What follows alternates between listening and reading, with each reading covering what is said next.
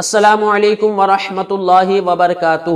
الصلاۃ والسلام علیک یا رسول اللہ وعلی آلک واصحابک یا حبیب اللہ صلی اللہ تعالی علیہ وسلم۔ محترم ناظرین، ایک نئے ویڈیو کے ساتھ پھر ایک مرتبہ آپ کی خدمت کے اندر حاضر ہوں۔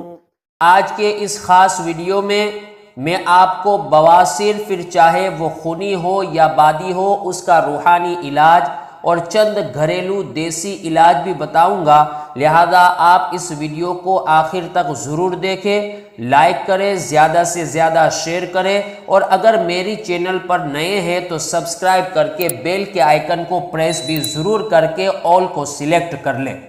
محترم ناظرین، ہر قسم کی بواسیر، خونی و بادی کے لیے 2 رکعات نماز نفل ادا کریں۔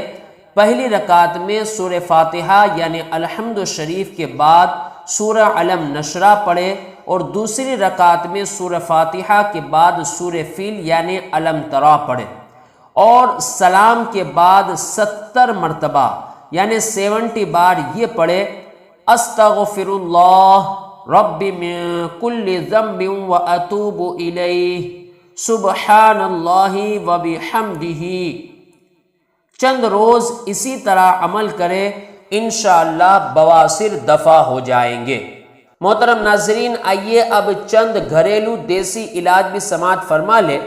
نمبر 1، خشک اور خونی بواسیر کے لیے کہ اگر تکلیف زیادہ ہو تو شہد کے شربت یعنی شہد ملے پانی کے ساتھ روزانہ نہار منہ 5 عدد خشک انجیر کھا لیجئے۔ مسلسل اس طریقے پر عمل کرنے سے انشاءاللہ 4 ماہ سے لے کر 10 ماہ کے عرصے میں بواسیر کے مسے خشک ہو جائیں گے، اور اگر بواسیر میں تکلیف کم اور بد ہضمی زیادہ ہو تو ہر بار کھانا کھانے سے آدھا گھنٹہ پہلے خشک انجیر 3 عدد کھا لیجئے، انشاءاللہ شفا حاصل ہوگی۔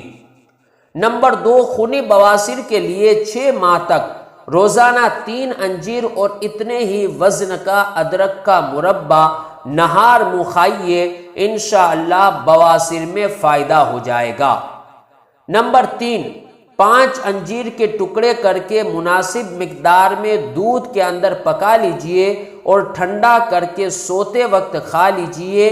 یہ خونی بواسیر کا مجرب علاج ہے، انشاءاللہ خون بند ہو جائے گا، لیکن شفا ملنے تک جاری رکھے۔ انجیر کی تعداد کم زیادہ بھی کر سکتے ہیں۔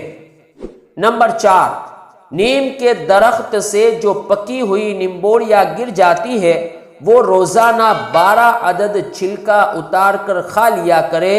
مسلسل کھاتے رہنے سے انشاءاللہ بواسیر میں فائدہ ہوگا اور خون بھی صاف ہو جائے گا۔